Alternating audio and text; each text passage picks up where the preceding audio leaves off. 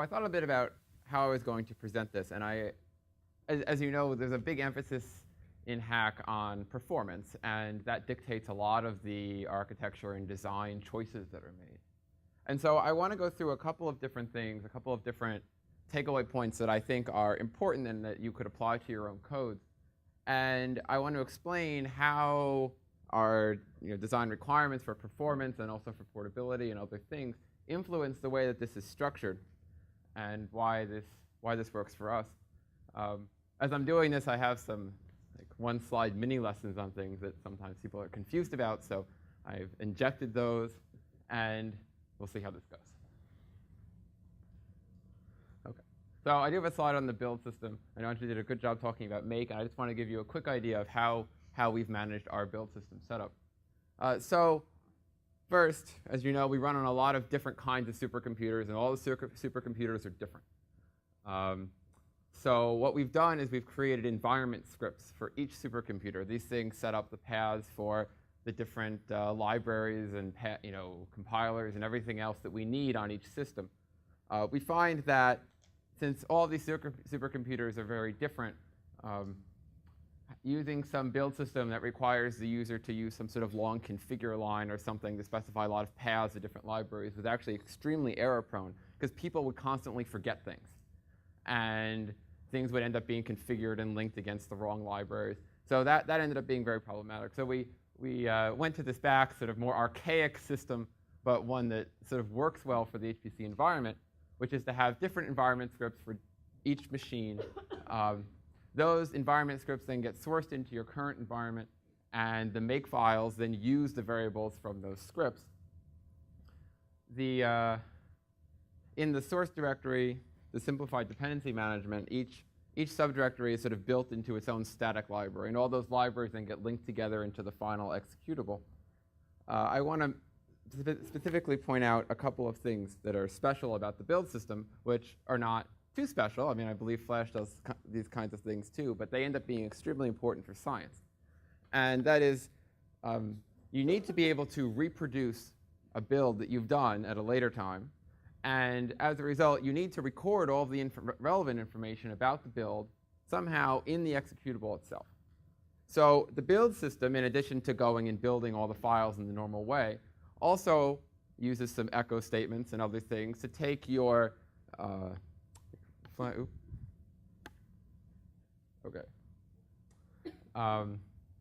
to take your flags and your compiler flags, your paths, your libraries.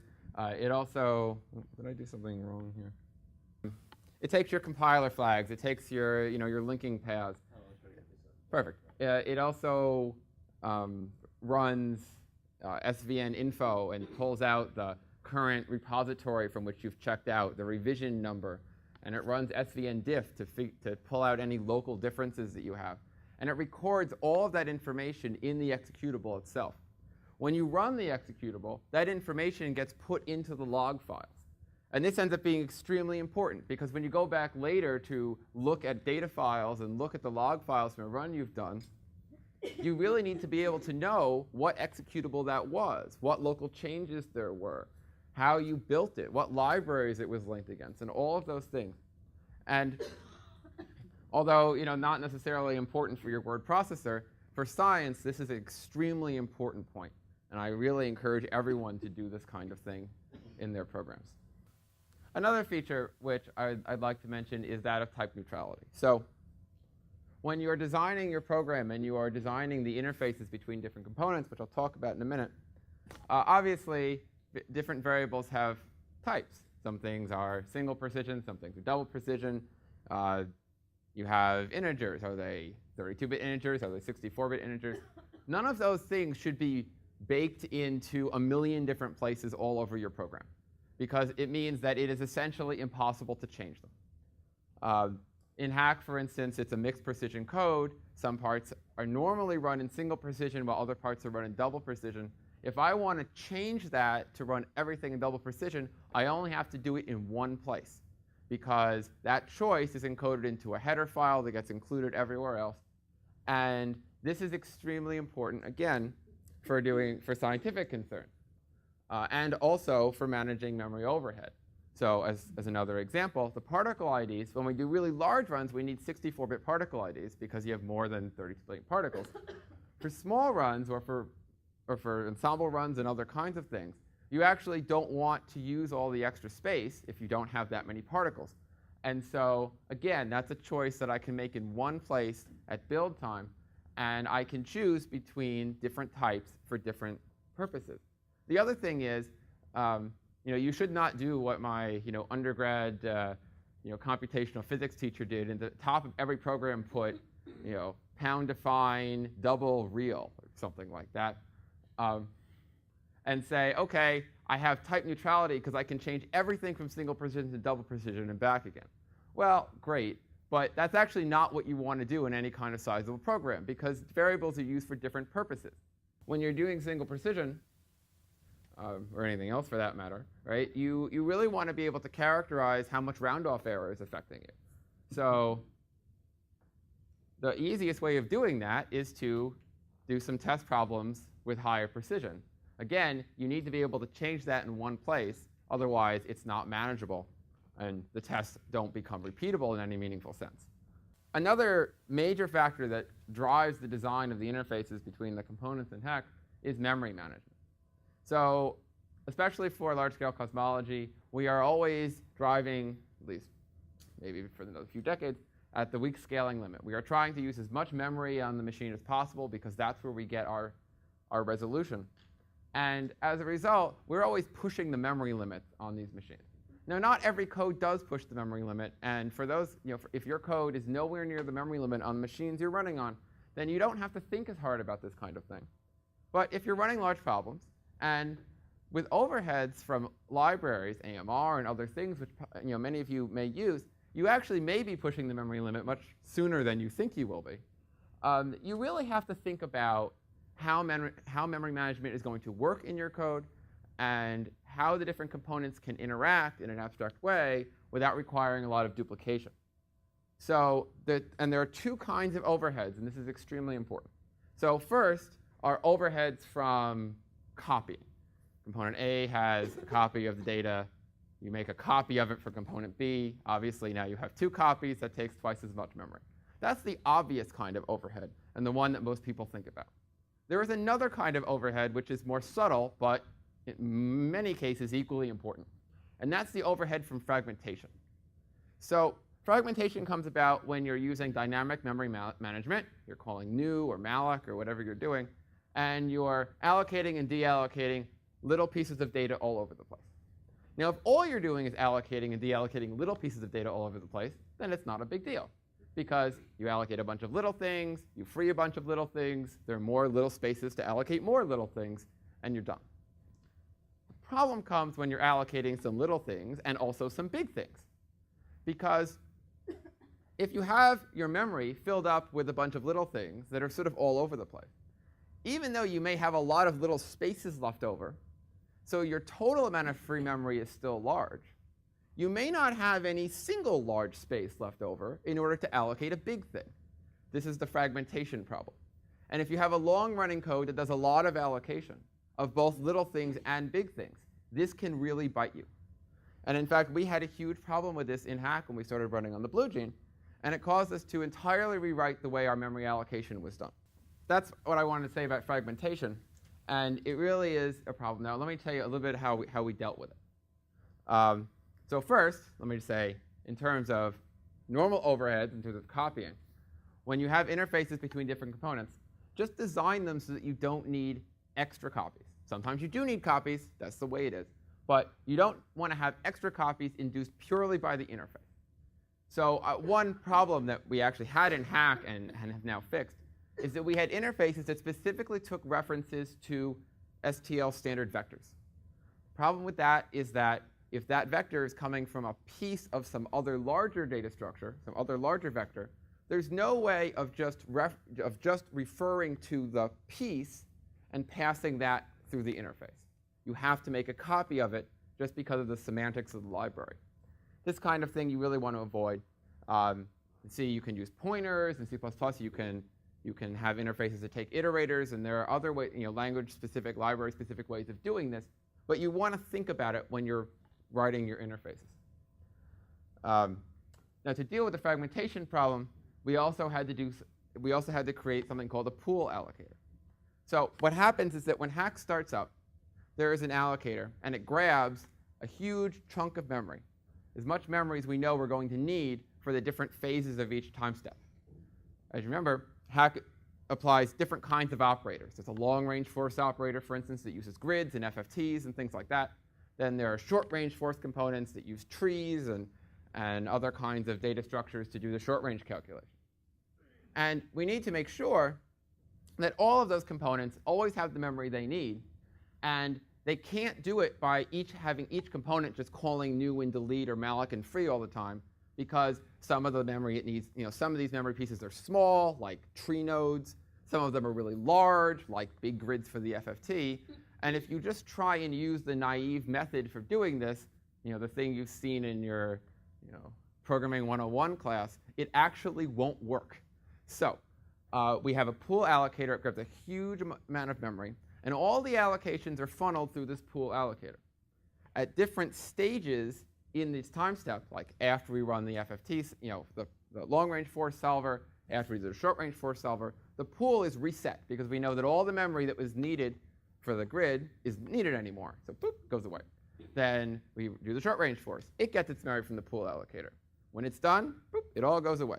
And this way we can manage our fragmentation by isolating the pieces that we know we need not to fail from the general things, and we separate them into phases, making sure that everything can be deleted at the end of every phase, and we start with a blank slate in the pool, and that's how we do that. Now, this is the mini lesson.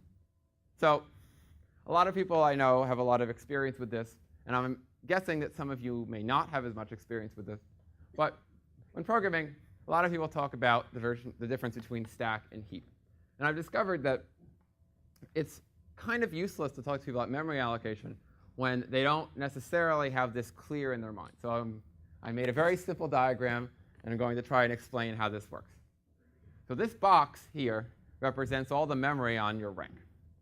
And there are lots of things that go into there. I mean, obviously, the program you're running has to go into there, and all that kind of stuff, and that's simplified out of this picture. But for the memory that you're going to use in your program, the thing that you see, like you allocated some variable or what have you, some array, it goes in here. And you have your stack. And the heap, we'll say, starts at the bottom, which it does on most systems nowadays. And the stacks start at the top.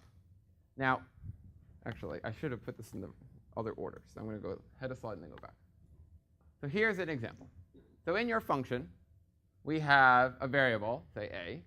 Okay, that goes on the stack, local to your function. Here I have a much bigger variable. It's an array. It has 30,000 doubles in it, and it is also on the stack. It's just right there. When the function gets called, stack pointer moves. There's your space. Function returns. Stack pointer goes back. Space is gone. OK, here is a variable that's allocated on the heap. It uses C++ allocation, and that goes in your general heap memory. You have a memory allocator. It's a fairly complicated library component that goes and tries to find that space and gives you a pointer to it. OK, here's something new, relatively new, if you consider 10 years old, new. In C99 and now in C++11, you can have dynamically sized arrays on your stack. Here we go. There. It looks something like this. That's, again, on the stack. Here's something in C. If you allocate with malloc, this is an example. Many of you have probably seen this. That's on the heap. Remember, when you have something on the heap, you have to free it. Otherwise, you never get to use the space again. For things you've allocated using cmalloc, you have to call free. For things you've allocated using the C++ new operator, you have to call delete. Those things have to be paired, by the way. If you try and call free on something you've allocated with new, sometimes it works, but normally you're going to end up with weird memory corruption in your program. And the other thing, which is sort of a C++ specific thing, but something that's really worth mentioning, is that if you allocate something in C++ with the brackets, in other words, you're making an array, you have to use the delete operator with the little brackets. Otherwise, it doesn't quite do what you expect, and that's very non-intuitive, so I'm just pointing that out specifically. 5 minutes? Perfect. Okay, so back to my simplified diagram. So now we have some idea of what goes on what goes on the heap and what goes on the stack. So as I said, there's a memory allocator.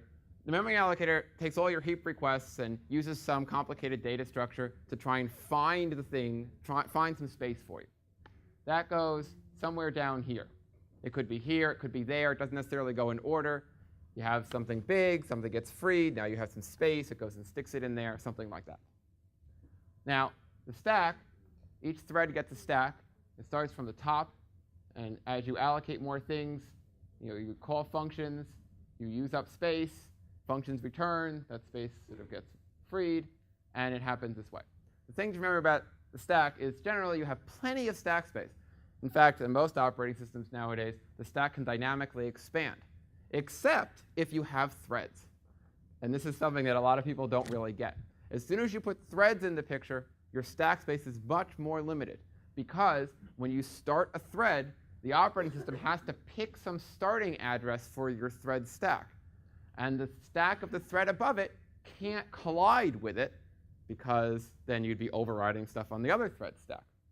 Now, by default, say on the blue gene queue, your stacks are 4 megabytes. So you get 4 megabytes of stack space between each thread. So one here, and then 4 megabytes later, the next one starts, and 4 megabytes later, the next one starts. And so if you think that you're going to go and put some really large variable on the stack like this, then you better be careful that it fits inside your 4 megabytes or whatever it is, or else your program is going to crash.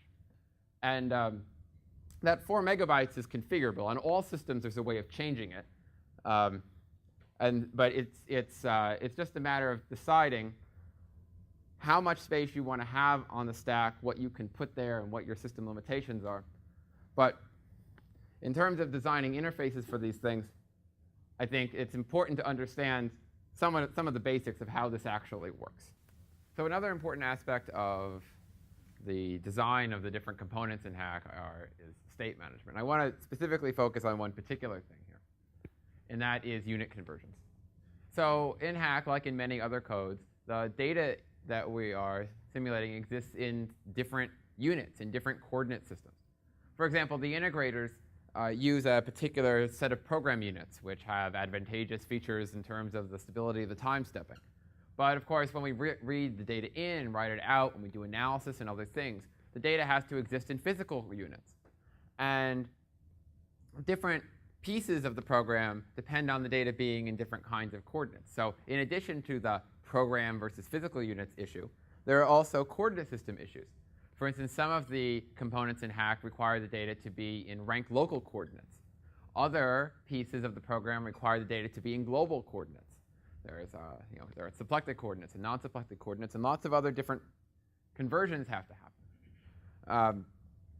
When I first started working on HACC, the way this was handled was by some sort of explicit interface protocol. So we knew that certain components would always take in data in some units and return it back in other units. And it turned out that this was very inefficient. So for one thing, it meant that we were often doing unit conversions twice in a row, and they were inverses of each other. So this was sort of silly. The other thing is that this explicit protocol, since it was only a documentation thing, there wasn't any kind of compiler checking or even runtime checking that what was done was correct.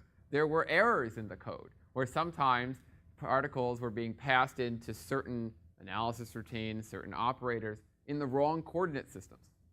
And as a result, we ended up adopting an approach which I had actually also used on programs I wrote in graduate school, which is that the particle classes kept track of their own coordinate system. So the particles are wrapped in a particles class. The particles class takes care of all the arrays of the particles. Remember, we use structure of arrays. So there's an array of x values, of y values, of z values, vx values, of IDs, et cetera, et cetera. And all of those get wrapped in this particles class. The particles class also takes care of memory allocation issues, which I'm not going to talk about anymore. But importantly, it keeps track of what the current units are of those particles. And at the beginning of any function that requires a particular coordinate system, we call a function on the particles class that says convert to units, and we give the unit specifier. We say Do you need it to be in local units or in global units or in program units or in physical units or whatever it is? And so all of these conversions then happen on demand. And this, as it turns out, is a much better solution to the problem. First, we don't do any unnecessary coordinate conversions. Well, that may not be strictly true, but we do many fewer unnecessary coordinate conversions. And two, it's in some sense error-free in the sense that since each function is declaring its dependency in some sense on the units at the beginning of the function, and the conversion happens at that point, you never end up with a situation where the function receives the particles in the wrong coordinate system or in the wrong units, because it's always doing the conversion on demand, only when necessary, at the beginning of the function. As a quick aside, I'll note that in graduate school, when I was writing a Fourier-based spectral solver, I had the same issue where I had a grid that could either represent the values of fields in real space or in Fourier space, padded or unpadded. So I mean, this kind of technique applies to lots of different situations, and it's something that I think is certainly worth thinking about because it certainly helped us a lot in this case. Okay, so I do want to. So I was supposed to talk about HACC architecture. I should say something about it. And I'm going to be very, very brief in some sense, but I'm going to highlight, I think, the things that are important. So first is that HACC, like many other large codes, is divided into a number of components. For instance, there's an initializer, there's the long-range solver, there's the short-range solver, particle handling, there's halo finding, and other kinds of analysis procedures. And all of these things live in the source tree in separate directories. They get built into separate static libraries, and then they get linked together in the end. When you're designing these kinds of things, you separate things out into different independent components. So what does independent mean? Well, independent means that there's some kind of strict layering involved. In other words, if component A depends on B, then B does not depend on A. That's the kind of thing we call cyclic dependency. In addition to being really screwy to handle in your build system, it's not good design. It ends up saddling you with all sorts of problems, and I'm not going to tell any horror stories, but needless to say, you really do want to put some thought into how you separate out the components. And the way we do it is on two roughly defined criteria. First is the lack of cyclic dependencies. In other words, if you're separating out components, it has to be a one-way relationship. One component depends on the other, not the other way around. The other thing is independent testability. In other words, you want components to be independently testable, and I'm going to mention something about unit tests in a minute, but that actually is a part of the decision-making process in when and how to separate out different components in your program. You want to be able to independently test those components. So you want to have a lot of components that can be independently testable, subject to the condition that you don't want to have cyclic dependencies. And the other thing that I want to say about the design of interfaces is to remember that data restrictions are part of the interface. So two very important data restrictions that you end up in, say, C and C++ programs are const, in other words, data that should not be modified, and restrict, which says data that does not overlap with other data. And I'm being very rough. You can ask me about the details later if you'd like. But it is important to remember these things because, one, they are used by the compiler for optimization, and two, they are used by the compiler for safety checks, both of which are important for you and save your time and CPU cycles. So here I provided a small example in case you've not seen these things before, but you can put const on pointers to say that the data pointed to by that pointer should not be modified, and restrict says that the data referenced by that pointer does not overlap with data from any of the other pointers. All right, another design consideration which I want to mention is the distinction between using sort of classic object-oriented design and using the sort of more modern technique of C++ template specialization. In HACC, we use both, and they both serve different purposes, and I'd like to mention this. So first, when I say traditional object-oriented design, I'm talking about a situation where you have a class, it's a base class, it has some virtual functions, you have child classes that implement those functions, and you can substitute any of the children at runtime when you only need a reference to the parent. That's the core of classic object-oriented design. And we use this in HACC to mix in different large components, like mixing in different kinds of solvers for the short-range force, mixing in different kinds of implementations for I/O, all those kinds of things. There's nothing performance critical at the interface, and that's the key thing. The virtual functions are a little bit more expensive than regular function calls, and you don't want to have them any place you wouldn't want to have a regular function call. In fact, they're slightly worse. So for places where you have performance critical aspects of the design at the interface between these different components you want to mix in, that's where you use C++ template specialization, because the compiler does that specialization for you at compile time. And if you do it right, there is no function call at the interface, even though it's generic and you can mix in different implementations. So anytime where you have something in an inner loop, for instance, you don't want to have a virtual function call in your inner loop, because your performance is going to be completely dominated by how quickly your processor can execute a function call, which is probably not what you intended. But what we do is, in places where we use C++ template specialization, we normally instantiate several different variants and allow the user in the configuration file to choose between them. As a quick example, in the short-range force solver, we build this force evaluation tree, this RCB tree. And at compile time, using C++ template specialization, you can choose the order of the tree. In other words, is it a monopole? Is it a second-order tree? Is it accurate to fourth order? Is it accurate to eighth order? All of these things are determined by like how many pseudoparticles you use to represent each parent tree node. I'm not going to get into that, but the point is that it's a fixed number of things, and it's a perfect candidate for using C++ template specialization, because that number gets baked into the code, and you don't pay a price for the flexibility, but you do have to choose at compile time which options you want to instantiate. And that's a trade-off that you should make on performance performance considerations.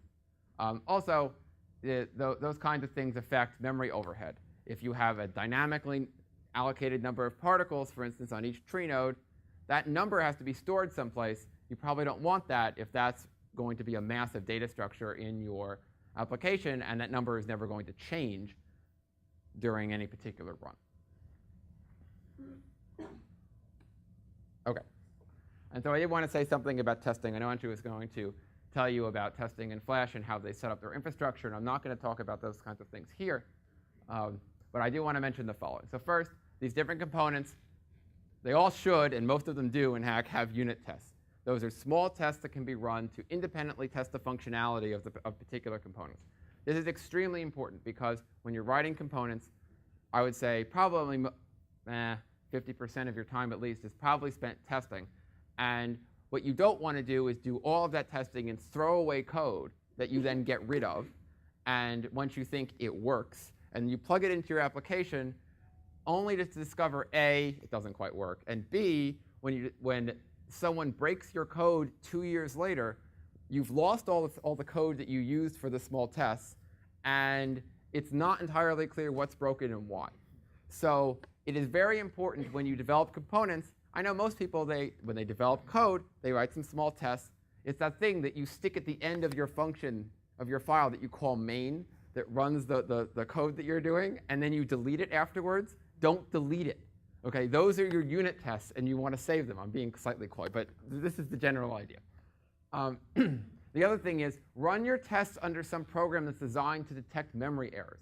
Valgrind is a very good program. Most of you have probably heard of it. There are also there's address and memory sanitizer programs that are part of the LVM Clang project, which are also to do the same things with lower overhead.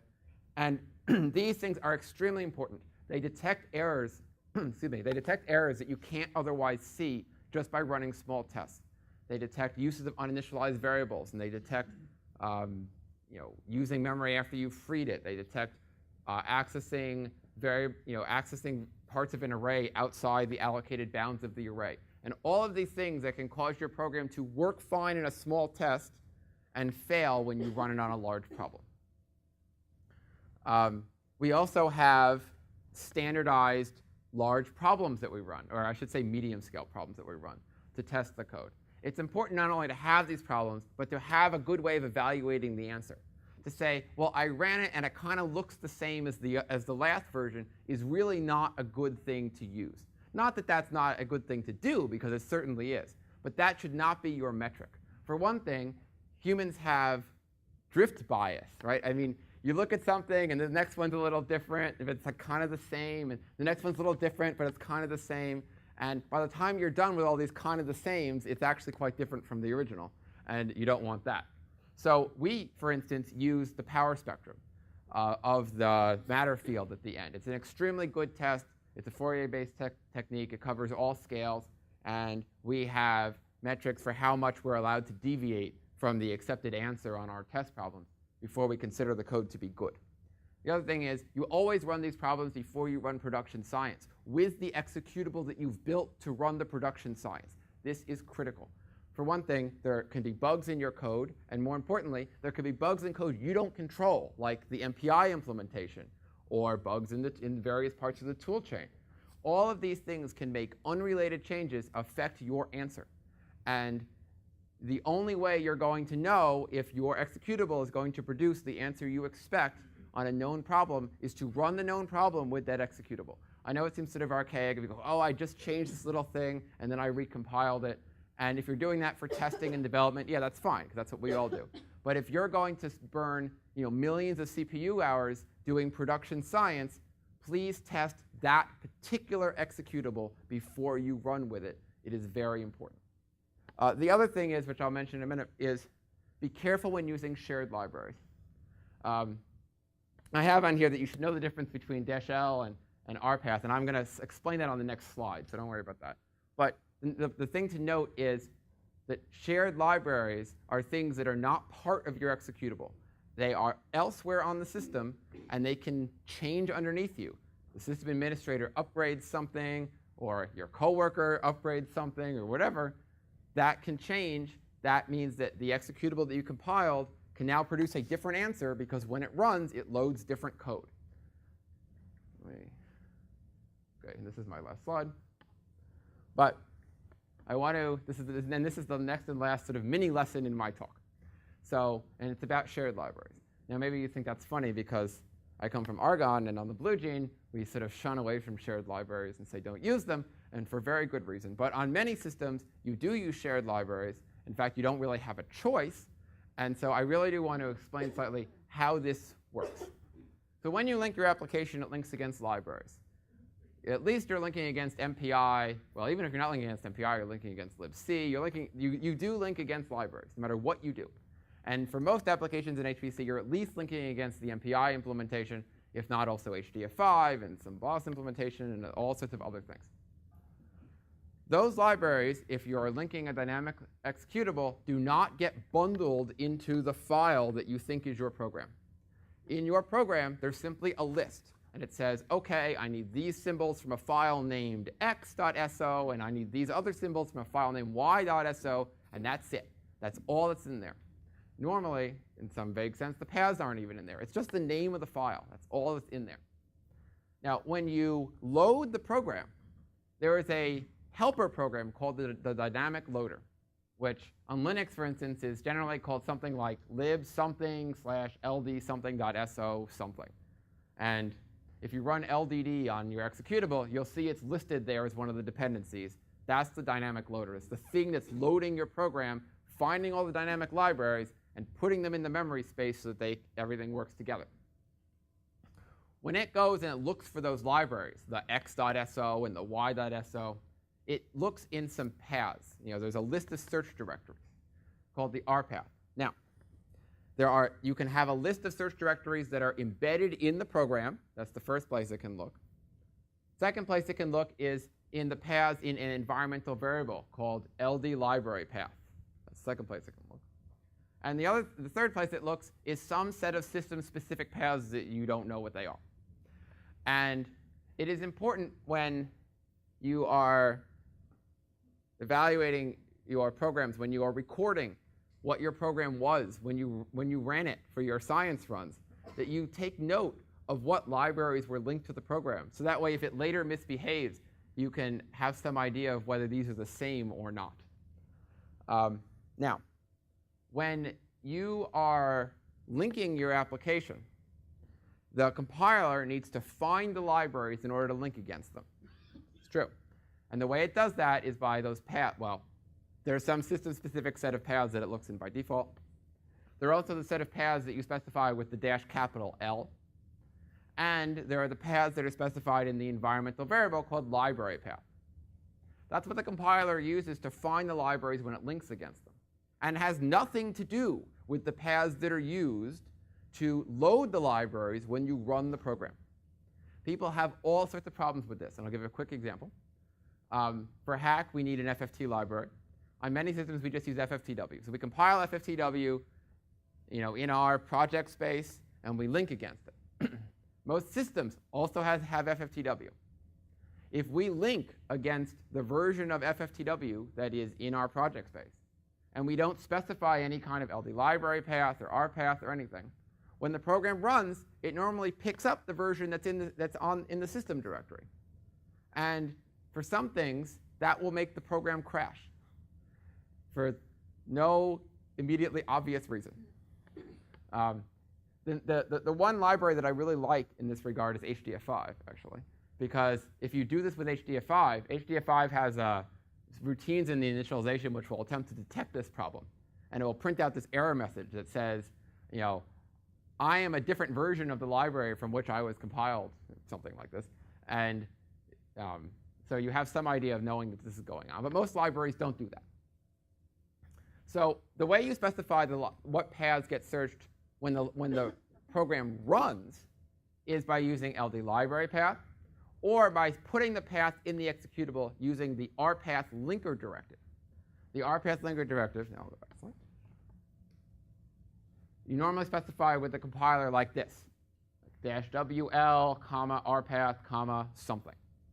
My personal recommendation is that any time you are putting a -L and you are linking dynamically, you put the same path in the executable's rpath set of paths. This way you know that you will be loading the same library that you linked against. If you do not do this, I think you are asking for trouble. And it is something that I think is very important to understand when you're dealing with shared executables, shared libraries, is how this process actually works, at least insofar as knowing that you know that you're loading the libraries you think you've linked against, because otherwise you're going to be in trouble. Personal experience.